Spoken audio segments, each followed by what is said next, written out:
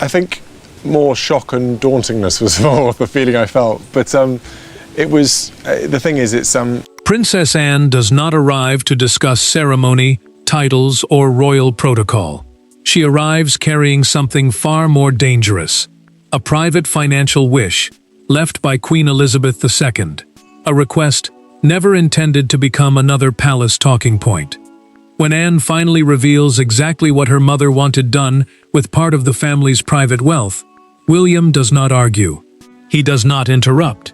He simply sits motionless, stunned by what the late Queen had placed upon him.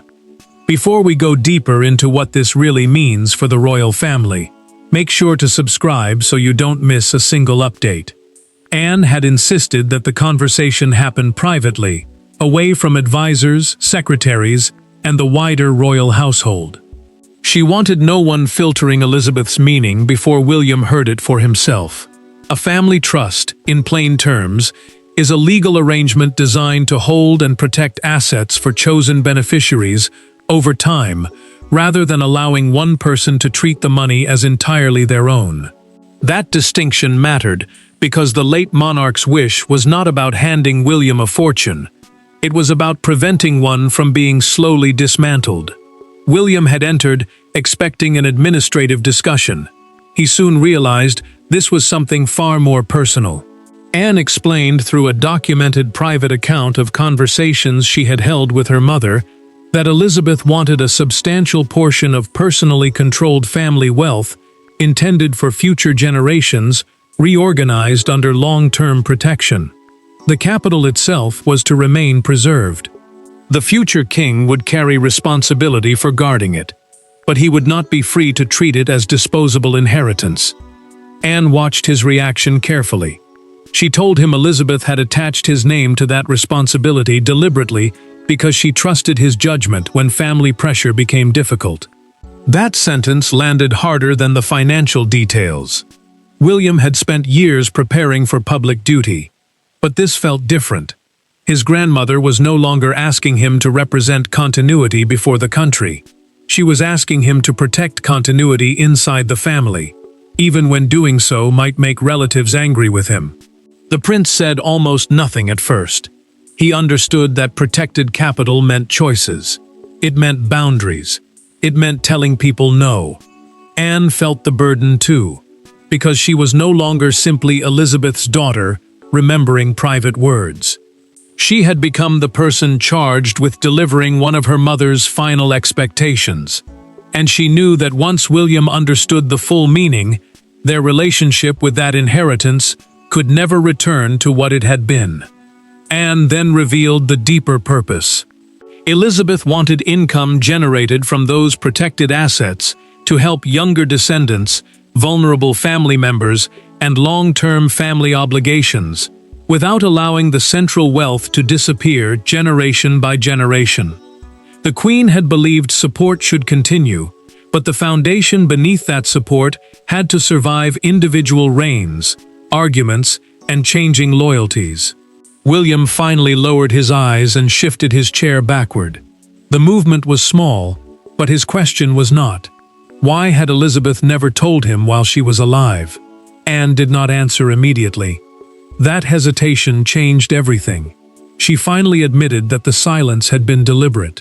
Elizabeth had waited, because a private disagreement during the final period of her reign convinced her that revealing the plan too early might create pressure around William before he was ready to carry it. The financial wish had not emerged from distant theory.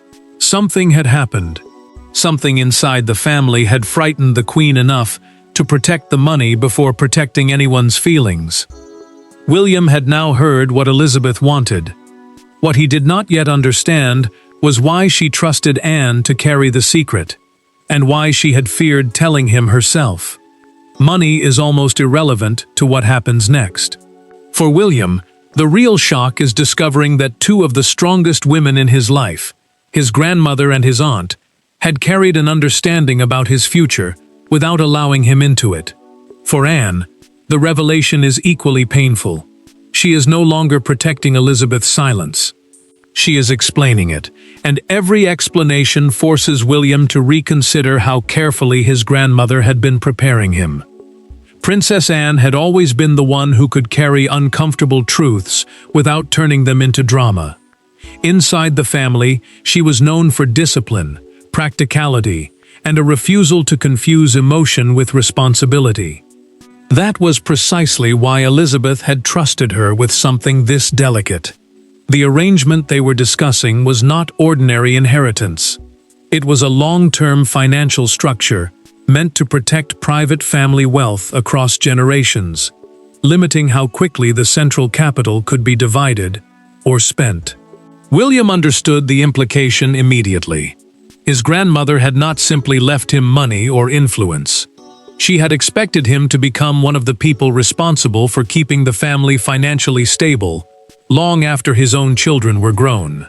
That meant decisions affecting descendants he might never meet. It meant protecting resources from short-term pressure, even when the pressure came from people he loved. The prince had prepared his entire life for duty. Yet this responsibility felt far more intimate, because there would be no public applause for getting it right. Anne remembered Elizabeth speaking repeatedly about the danger of privilege without restraint. Through the documented account of those private conversations, she explained that the Queen had worried family wealth could eventually stop being a source of security and become a source of resentment. She feared relatives might begin measuring fairness by what they personally received rather than by what remained protected for everyone who came after them. William listened, but hurt was beginning to replace shock. Elizabeth had spoken to him countless times about service, patience, sacrifice, and the burden of future leadership. Yet she had never told him this. He asked Anne why his grandmother could trust him with public responsibility, but not trust him enough to explain what she expected privately.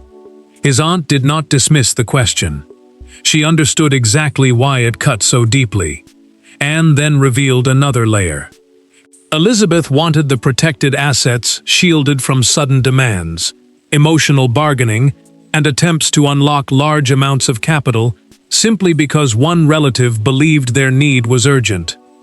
The Queen had understood how quickly money could become personal.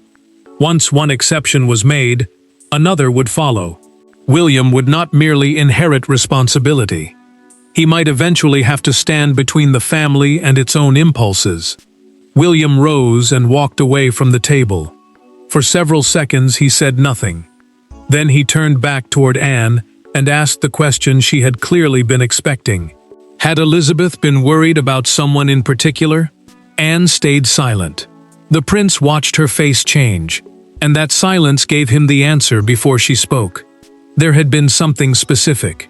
Not a theoretical fear, not some distant possibility. Anne finally admitted that one family dispute had changed Elizabeth's thinking completely. And William, without realizing it at the time, had been standing at the center of it. The financial wish was not born from abstract caution. It was born from one private incident Elizabeth never forgot. There had been a moment when Elizabeth's concern became a decision, not a gradual worry, not an abstract fear about the future. One private family conversation changed everything. Years earlier, after a tense discussion over how private royal resources might one day be divided among competing branches of the family, Elizabeth ended the meeting disturbed by what she had heard. Anne remained behind. William had already left, and according to Anne, that was the night the Queen decided ordinary inheritance was no longer enough. Anne carried William back to that earlier moment through her documented account of what had happened. Elizabeth had become increasingly alert to one important distinction. Some royal assets were tied to the crown or official institutions, while other wealth belonged privately to the family and could eventually be inherited, divided, or redirected. Crown-linked assets, in simple terms, are resources connected to the monarchy as an institution rather than possessions a monarch can freely distribute as personal property. The Queen understood that private wealth operated differently, and that difference made it vulnerable. William listened as his aunt explained what had worried Elizabeth most. The family was changing. Future generations would become larger, relationships more complicated, and expectations harder to control. The monarch had feared that younger descendants might one day see private family wealth not as something temporarily entrusted to them, but as something they were automatically owed. Anne remembered her mother saying that entitlement could destroy discipline faster than hardship ever could. William felt the story become painfully personal. His grandmother had witnessed growing disagreement over what different branches of the family might reasonably expect from private resources, and she had been deeply unsettled by it. The prince had always believed Elizabeth saw family unity as something almost immovable. Now he was learning that she had quietly feared money could become the crack that split that unity apart. Anne remembered the exact night everything changed. The fictional meeting, later referred to inside the family as the Windsor Financial Consultation, had followed a major review of Elizabeth's personal estate arrangements.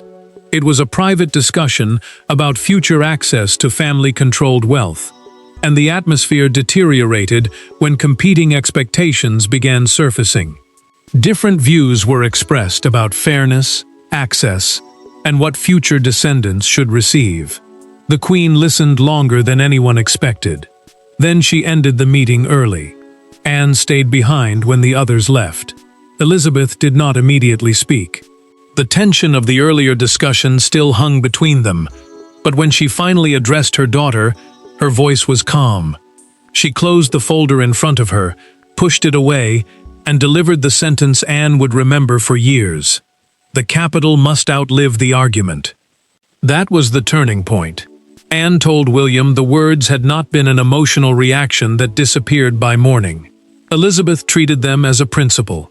Wealth, she believed, should keep the family secure across generations, not become the very thing relatives fought over. From that point forward, the Queen began shaping the protected arrangement Anne had now revealed. William absorbed the truth in silence. The Windsor consultation explained why Elizabeth wanted safeguards. It explained why ordinary inheritance suddenly seemed too fragile. But it still did not explain why she had chosen him. The secret had been born in disappointment. Now William needed to know why Elizabeth believed he alone could prevent that disappointment from becoming a permanent family fracture. William finally stops listening quietly.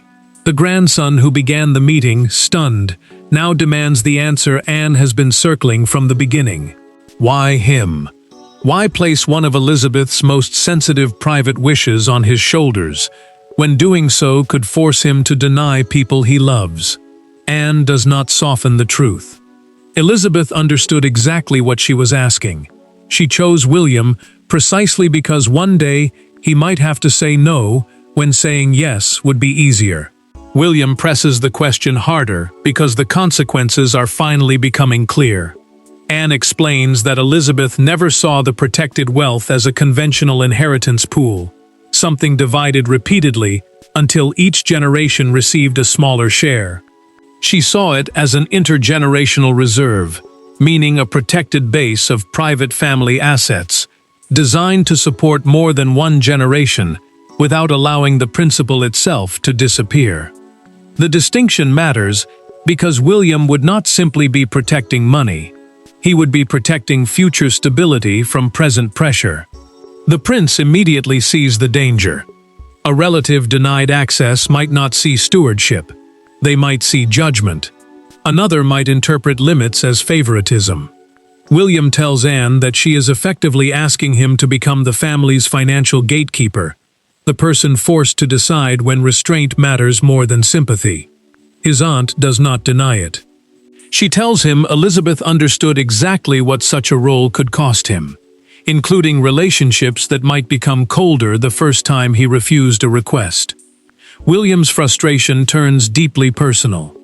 He reminds Anne that his grandmother spent years speaking about unity, loyalty, and holding the family together through difficult periods.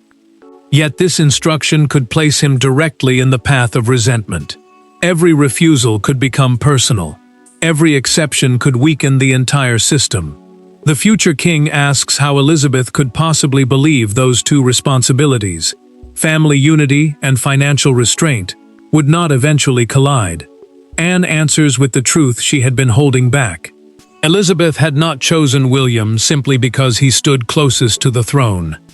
Through the documented account of her final discussions with the Queen, Anne explains that the monarch believed he had already shown a willingness to protect long-term institutional stability, even when doing so brought criticism.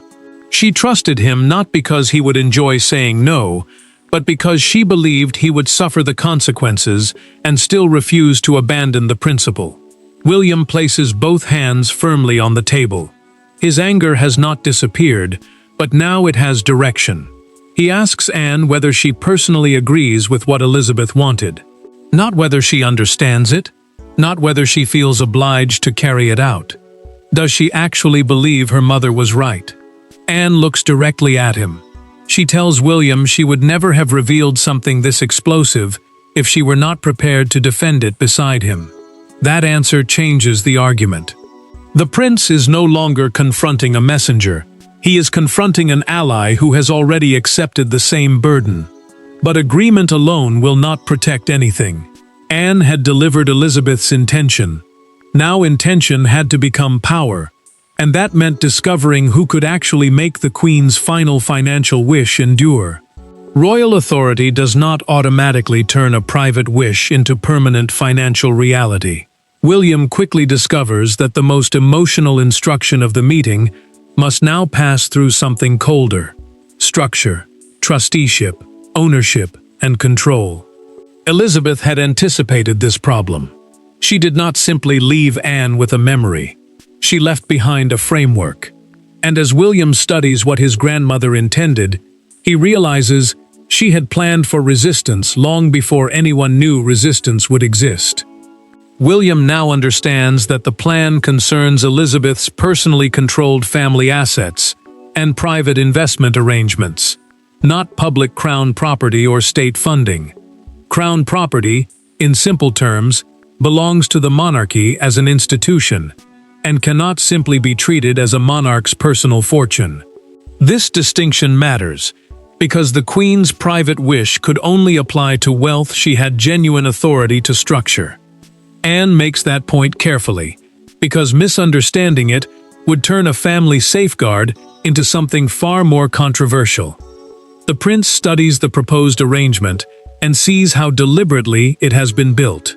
A protected central capital base would remain intact, while income generated from it could be distributed under strict rules for future family needs. That means the system could provide support without allowing the underlying wealth to be repeatedly broken apart. Elizabeth had not designed a locked vault. She had designed a structure meant to keep giving without destroying itself. William still hesitates. He can already imagine how relatives might interpret the arrangement. Some could feel controlled. Others could believe he had been given authority over their futures. The future king tells Anne that respecting Elizabeth's intention is one thing, but becoming associated with every financial restriction is another. He fears that even reasonable limits could become personal wounds. Anne watches him carefully. She reminds William that his grandmother never asked him to control people. She asked him to prevent emotion from consuming something meant to survive generations. Trusteeship, she explains, is simply a system in which designated people are responsible for managing assets according to agreed rules rather than personal desire. That difference protects William as much as it protects the fund. Then the deeper design emerges. Anne explains through the documented framework Elizabeth left behind that William would never possess unrestricted control. Independent stewards would sit beside him, and Anne herself would remain part of the safeguard. No single royal could simply unlock the capital, redirect it, or treat it as personal property. Even the prince would have limits. William reaches the section defining those limits and reads it twice. Then something unexpected happens. He smiles. Elizabeth had protected the fund even from him. That single detail changes the emotional balance of the entire conversation. William realizes his grandmother was not rewarding him with power. She was binding him to the same discipline she expected from everyone else. The system was not built around favoritism. It was built around restraint. Anne sees his resistance begin to weaken, but she knows the real test has not arrived yet. A structure this strict will immediately change what other relatives believe they can request, expect, and receive. For the first time, William understands why Elizabeth designed the system. The next question is whether the family will accept living under it. The consequences begin before any public announcement is made. Once Elizabeth's wish becomes an active family policy rather than a private conversation, expectations shift immediately. Requests that once seemed negotiable now have boundaries. Assumptions about future inheritance suddenly look uncertain. William had feared becoming the face of refusal. That fear becomes real sooner than expected, and Anne watches him discover the hidden cost of accepting Elizabeth's trust. Protecting the future can feel brutally personal in the present. William understands the change the moment the family is informed that the designated private capital will remain consolidated instead of being divided as an unrestricted inheritance pool. Consolidated capital simply means the main body of wealth stays together rather than being broken into separate portions for individual use. The policy does not end family support. It changes the assumption behind that support. Assistance can still be given, but larger demands now have to be weighed against whether the central fund can remain strong for future generations. The prince feels the room tighten when one relative asks the question everyone else has been avoiding. Did Elizabeth truly intend younger generations to request approval before accessing certain large amounts? William chooses his words carefully, because he knows a single careless sentence could turn stewardship into humiliation. He explains that the purpose is not to force relatives to beg. It is to stop one generation from weakening what another may desperately need decades later. Anne watches him absorb the discomfort. She wants to protect him from the hostility building around the decision, but she refuses to step forward and make the answer hers. Elizabeth's plan only works if William accepts responsibility rather than hiding behind his aunt.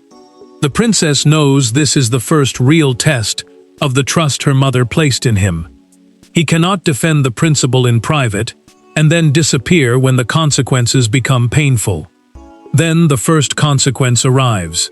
William receives confirmation that a substantial proposed private distribution has been paused under the new safeguards. The request had once appeared possible. Under Elizabeth's framework, it now requires deeper review before any money can move. This is no symbolic rule. It has teeth. Someone inside the family is already being told that past expectations no longer guarantee future access. The prince closes the message and says nothing for several minutes.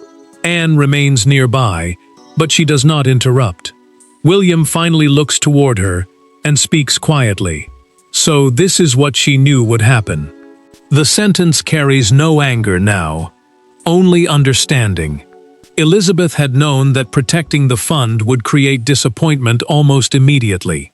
She had known William would become associated with that disappointment, and she had chosen him anyway. Anne expects him to reconsider. Instead, he makes a different decision. Before another request is reviewed, before another relative challenges the arrangement, William wants one final private conversation with her. No trustees, no financial language, no arguments over distributions. He wants to talk about Elizabeth. The policy had survived its first test. William had not. Before he could carry Elizabeth's wish forward, he needed to understand the woman behind it one last time. There are no advisors now, no financial language, no rules to interpret. Anne and William speak alone, and for the first time the conversation stops being about what Elizabeth left behind and becomes about why she left it with him. William admits what has been haunting him. Perhaps his grandmother chose him because duty gave her no alternative. Anne answers with the one detail she had deliberately saved until now. Elizabeth had explained her choice personally, and her words were never about succession. William asks his aunt to strip away the monarchy completely. He does not want to hear about the crown, the line of succession, or what is expected of a future king. The line of succession, in simple terms, is the formal order determining who inherits the throne. None of that matters to him in this moment. He wants to know what Elizabeth believed about him as a grandson, not as an heir shaped by duty. Anne answers slowly, because she knows this is more difficult than discussing money. Through her documented account of private conversations with the Queen, she explains that Elizabeth had watched William grow through public pressure, painful family divisions, fatherhood, and the increasing burden of royal responsibility. She had seen him make decisions that brought criticism and still return to the same question: what would protect the institution and the family in the long term? William does not accept the answer immediately. He admits something raw. He is angry. Elizabeth trusted him with a responsibility that could shape generations. Yet she never gave him the chance to say whether he wanted it. The prince tells Anne that trust can become a burden when it arrives after the person who placed it upon you is already gone. There is no opportunity to argue, no chance to ask for another path. Anne does not defend her mother blindly. Instead, she answers with rare tenderness. Elizabeth often expressed love through responsibility rather than reassurance. Those closest to her sometimes received the heaviest duties precisely because she believed they could carry them. Anne knows that instinct created both pride and pain. She has lived with it herself. Then she gives William the explanation she had deliberately held back. Elizabeth did not choose him because he would inherit the throne. She chose him because she believed he understood something more important. Inheritance was never proof of ownership. It was temporary custody between generations. The Queen believed wealth, duty, and even the monarchy itself passed through human hands for a limited time. The measure of a person was what remained after those hands finally let go. William falls silent. Anne then repeats the final message Elizabeth instructed her to share only if he ever doubted why he had been chosen. She trusted him to leave more security than he received. The prince looks down. For several moments he says nothing. The anger does not vanish, but its meaning changes. He finally nods. Anne understands immediately. William is no longer carrying out Elizabeth's wish simply because she asked him to. He believes in it. The silence that began with shock now becomes resolve. But once Elizabeth's wish escapes palace walls, William's private acceptance will face the judgment of an entire country. By morning, the private family decision has become a national story. Elizabeth's final financial wish is suddenly being debated far beyond the rooms where Anne first revealed it. Some see extraordinary foresight, a monarch ensuring private family wealth survives generations rather than disappearing through entitlement. Others see a complicated new burden placed on William. But one image captures the reaction more powerfully than argument. A silent crowd gathering outside Windsor, as newspapers carry the same astonishing revelation. William feels the story slipping beyond his control almost immediately. Palace confirmation makes clear that Elizabeth wanted designated private family capital preserved under long-term stewardship, with the prince accepting a central responsibility inside that structure. Stewardship, in plain terms, means managing something for the benefit of others, rather than treating it as personal property. That distinction matters because the arrangement is not designed to make him richer. It is designed to make him accountable for what survives after him. Anne understands why the public response becomes so intense. The story touches a nerve far beyond royal finance, because it forces people to confront the difference between inherited privilege and inherited obligation. Elizabeth had spent decades representing continuity, and now one of her final private wishes appears to demand the same discipline from her descendants. William sees commentators reduce that deeply personal message to arguments about money, and the simplification frustrates him. To him, this was his grandmother's final expression of trust. Anne worries about something more dangerous. She knows the prince could easily be portrayed as a man handed enormous financial influence simply because Elizabeth favored him. That interpretation would distort everything her mother intended. The safeguards were created precisely to restrict individual power. William would be responsible, but he would not be free. Anne insists that this point must become clear before public suspicion hardens into a permanent narrative. Then the details of those restrictions emerge. William cannot simply withdraw the protected capital for himself. He cannot redirect it on personal impulse. Independent stewards remain involved, and the central wealth is meant to survive beyond his own lifetime. Public discussion begins to shift. What initially appeared to some as an extraordinary inheritance now looks more like an extraordinary obligation. A London morning newspaper captures the change with one dramatic front page: "The Queen's Last Guardian." William's image appears beneath the words, and by afternoon, small groups have gathered near the gates of Windsor Castle. Some leave handwritten notes for Elizabeth. One message repeats the idea, now spreading through the crowd: "Thank you for thinking beyond one generation." William hears about the reaction, but he does not celebrate it. Anne notices the difference in him. Days earlier, the weight of Elizabeth's wish had left him questioning why he had been chosen. Now the criticism and praise seem almost secondary. The public storm has done something unexpected. It has forced him to decide whether he is prepared to attach his own name permanently to his grandmother's principle. The prince gives Anne his answer privately first. He is ready. The country has delivered its reaction.